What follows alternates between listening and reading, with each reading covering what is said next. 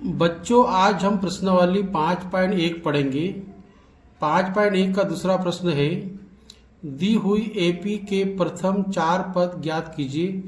यहाँ पे एपी का यहाँ पे ए दिया है और डी दिया है। क्या दिया है? जबकि प्रथम पद ए और सार्वअंतर डी दिया हुआ है। ठीक है बच्चों, कोई भी श्रेणी का जो पहला पद होता है वो प्रथम पद कहलाता है। क्या कहलाता है? प्रथम पद कहलाता है।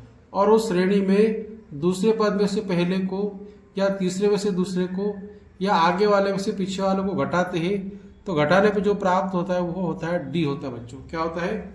डी होता है। तो हम लोग इनके 4 पद निकालने वाले हैं। कितने पद? हर प्रश्न के 4 पद निकालने वाले हैं। सबसे पहले हम एक बार समांतर श्रेणी के बारे में जानेंगे। पहला पद होता है ए होता है और ए में अगर हम सार्वअंतर डी जोड़ दें तो हो जाएगा दूसरा पद, और ए में सार्वअंतर डी को 2 बार जोड़ दे। कितनी बार जोड़ दे? 2 बार जोड़ दे तो तीसरा पद हो जाता है। और ए में डी को 3 बार जोड़ दे। कितनी बार जोड़ दे? 3 बार जोड़ दे तो चौथा पद हो जाता है। और इसी प्रकार से श्रेणी आगे बढ़ती है। तो ये कौन सा पद है? पहला पद है, ये दूसरा पद है, ये तीसरा पद है और ये चौथा पद है। तो अपन देखते हैं, पहले पद में ए होता है, दूसरे पद में ए धन 1 डी होता है। कितना डी है? 1 डी। और तीसरे पद में क्या हो जाता है? 2 डी हो जाता है। पद तीसरा है तो 2 डी हो जाएगा। पद चौथा है तो 3 डी हो जाएगा। पद 5वां लेंगे तो कितना हो जाएगा? 4 डी हो जाएगा। पद अगर 10वां लेंगे तो डी कितना हो जाएगा? 9 डी। ठीक है बच्चों, मतलब एक पद अब डी में एक कम करना है अपने को। तो इस प्रकार से श्रेणी बनती है। और एनवां पद की बात करते हैं तो ए धन n-1 डी लिखेंगे तो ये आपका हो जाएगा एनवां पद। कौन सा पद बच्चों? एनवां पद। ठीक है, अपन सवाल शुरू करते हैं, हल करते हैं। पहला प्रश्न क्या है? ए बराबर 10 और डी बराबर 10। ए बराबर भी 10 है और डी बराबर भी 10 है। चलिए बच्चों, अभी तक आपने लाइक नहीं किया हो तो लाइक कर दीजिए और चैनल को सब्सक्राइब नहीं किया हो तो सब्सक्राइब कर दीजिए। चलिए हल करते हैं। पहला पद क्या होगा आपका? पहला पद होगा ए बराबर 10। ठीक है बच्चों, दूसरा पद क्या होगा? ए धन डी। ए धन डी को जोड़ेंगे तो ए का मान कितना है? 10। डी का मान कितना है? 10। ये 10 और 10 को जोड़ेंगे कितना हो जाएगा बच्चों? 20। दूसरा पद क्या हो गया आपका? 20। और तीसरा पद निकालेंगे तो ए धन 2 डी। ए धन 2 डी। ए की जगह अपन रख देंगे 10 धन 2, डी का मान कितना है? 10 है तो गुणा 10 कर देंगे बराबर 10 धन 2 में 10 का गुणा करने कितना आएगा? 20। और 20 और 10 कितने हो जाएंगे? 30। ठीक है बच्चों, आप निकालेंगे अगला पद ए धन 3 डी। ये चौथा पद है। क्या हो जाएगा? ए का मान 10 है धन 3 की जगह 3 गुणा डी का मान कितना है? 10 बराबर 10 लिखेंगे धन 3 में 10 का गुणा करेंगे 30 हो जाएगा और बराबर हो गया ये 30 धन 40। तो ये पहले प्रश्न के 4 पद निकल गए। पहला पद, दूसरा पद, तीसरा पद और चौथा पद। अब बच्चों अपन लेते हैं दूसरा प्रश्न। दूसरा प्रश्न क्या है बच्चों? ए बराबर -2। ए बराबर -2। ए बराबर -2 और डी बराबर कितना है? 0। डी बराबर कितना है? 0। चलिए इसको हल करते हैं अपन। बच्चों पहला पद क्या हो जाए आपका? ए बराबर -2। पहला पद हो गया। दूसरा पद क्या लिखेंगे अपन? ए धन डी। ए का मान कितना है? -2 धन डी का मान कितना है? 0 है। तो 0 में -2 जोड़ेंगे या -2 में 0 जोड़ेंगे तो क्या आएगा? -2 ही आएगा। तीसरा पद निकालेंगे ए धन 2 डी। बराबर -2 धन 2 की जगह 2 गुणा डी का मान 0 बराबर -2 2 में 0 का गुणा करेंगे कितना आएगा 0 बराबर -2। ठीक है बच्चों, मतलब किसी भी पद में अपन किसी भी संख्या में 0 को जोड़ते जाएंगे तो मान वो का वो रहेगा, बदलेगा नहीं।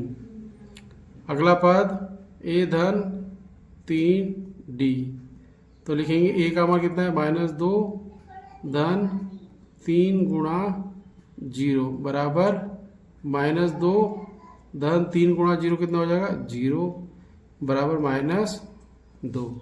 इसके 4 पद निकल गए, पहला पद, दूसरा पद, तीसरा पद और चौथा पद।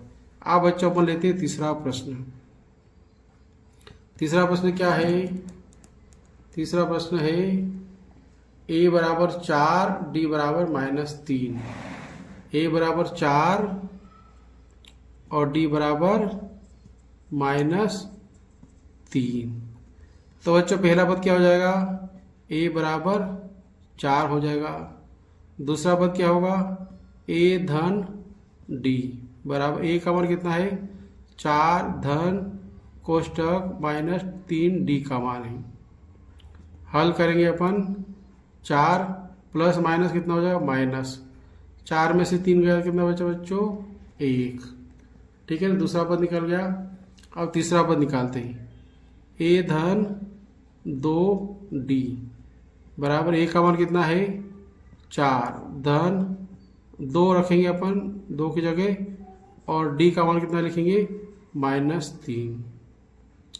ठीक है बच्चों, आगे हल करेंगे, 4 तो 4 प्लस में माइनस का गुणा करेंगे तो माइनस हो जाएगा, 2 में 3 का गुणा करेंगे कितना आएगा 6। 4 में से 6 घटाएंगे तो माइनस का 2 बचेगा। ठीक है बच्चों, 6 में से 4 आए तो 2।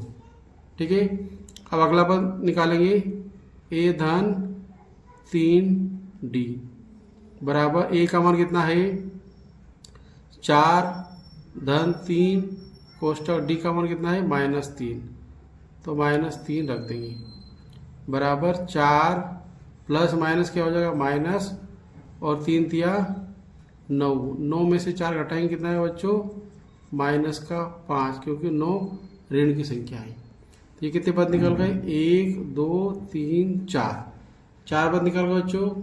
अब अपन करेंगे चौथा प्रश्न। कौन सा प्रश्न करेंगे बच्चों? चौथा प्रश्न। चौथा प्रश्न क्या है? a बराबर -1 d बराबर 1/2। यहीं पे करते हैं अपन चौथा प्रश्न। a का मान कितना है -1 और d का मान कितना है 1/2। तो पहला पद क्या हो जाएगा a बराबर -1, दूसरा पद क्या हो जाएगा a धन d बराबर a का मान कितना है -1 और d का मान कितना है 1/2। अब बच्चों इसको सीधा हल करेंगे अपन कैसे? ये -1 बड़ी संख्या है, 1 बड़ा अंक है और 1/2 छोटा अंक है, तो 1 में से आधा घटाएंगे कितना बचेगा बच्चों? आधा बचेगा। 1 में से आधा घटाएंगे कितना बचेगा? आधा। और ये बड़ा अंक है, ये छोटा अंक है, तो इसका चिन्ह लग जाएगा -1/2। ठीक है बच्चों, आगे बढ़ते हैं। तीसरा पद a धन 2t बराबर a का मान कितना है -1 धन 2 लिखेंगे और d का मान कितना है 1/2। 2 से 2 कट जाएगा तो आपका बचेगा -1 और +1। -1 में से +1 घटेगा तो क्या बचेगा 0। तीसरा पद कितना आ गया बच्चों 0 आ गया। चौथा पद निकालेंगे, a धन 3d बराबर a का मान कितना है -1 प्लस 3 d का मान कितना है 1/2। हल करेंगे तो -1 प्लस 3 का 1 में गुणा करेंगे 3/2।